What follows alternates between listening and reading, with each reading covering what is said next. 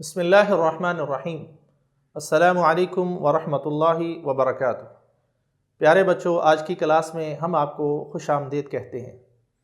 آج کی کلاس میں ہم کلاس سوم کا ایک مخصوص حصہ پڑھیں گے، تو آئیے کلاس کا باقاعدہ آغاز کرتے ہیں۔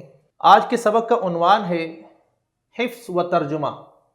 اس حصے کے حاصلات تعلم یہ ہیں کہ اس سبق کی تکمیل کے بعد طلبہ اس قابل ہو جائیں گے کہ وہ اللہ اکبر، استغفر اللہ، جزاک اللہ خیرن کے معنی اور مفاہیم جان سکیں گے، اور ان کلمات کو موقع کی مناسبت سے روزمرہ زندگی میں پڑھ سکیں گے۔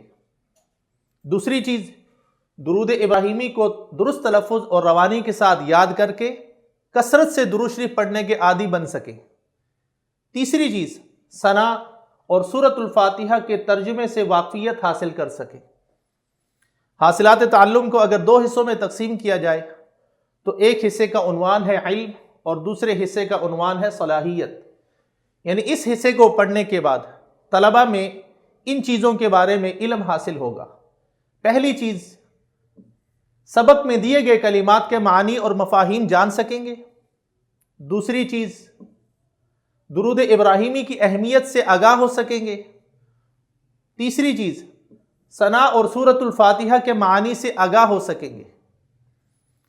اس حصے کو پڑھنے کے بعد طلبہ میں کون کون سی صلاحیتیں پیدا ہوں گی، ان میں سر فہرست ہے ان کلمات کو روزمرہ زندگی میں مواقع کی مناسبت سے پڑھنے کے عادی بن سکیں گے۔ دوسری صلاحیت کیا ہوگی پیارے بچوں؟ ہر دعا کے اول اور آخر درود شریف پڑھنے کی عادت اپنا سکیں گے۔ اور تیسری چیز، ثنا اور سورۃ الفاتحہ درست تلفظ اور روانی کے ساتھ حفظ کر سکیں گے۔ اب چند کلمات آپ کو سکھانا مقصود ہے جو ہماری روزمرہ زندگی میں استعمال ہوتے ہیں۔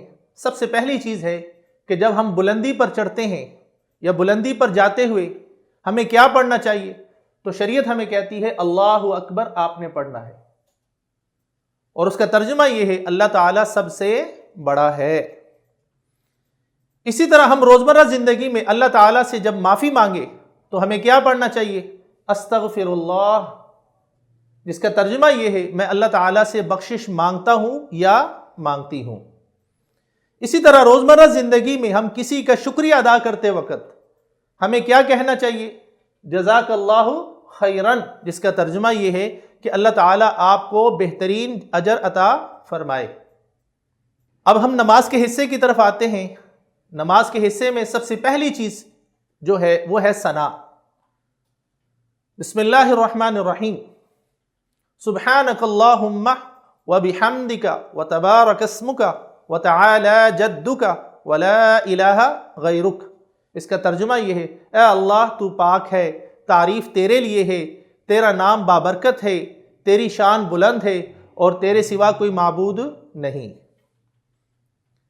اس کے بعد ہم سورۃ الفاتحہ پڑھتے ہیں۔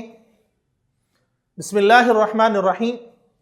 الحمد للہ رب العالمین الرحمن الرحیم مالک یوم الدین ایاک نعبد و ایاک نستعین اہدنا الصراط المستقیم صراط الذین انعمت علیہم غیر المغضوب علیہم ولا الضالین آمین۔ اب اس کا ترجمہ پڑھتے ہیں ہم۔ اللہ کے نام سے شروع جو بڑا مہربان نہایت رحم والا ہے۔ تمام تعریفیں اللہ تعالیٰ کے لیے ہے جو تمام جہانوں کا رب ہے، جو بڑا مہربان نہایت رحم فرمانے والا ہے، جو بدلے کے دن کا مالک ہے۔ اے اللہ، ہم صرف تیری ہی عبادت کرتے ہیں اور ہم صرف تجھ ہی سے مدد مانگتے ہیں۔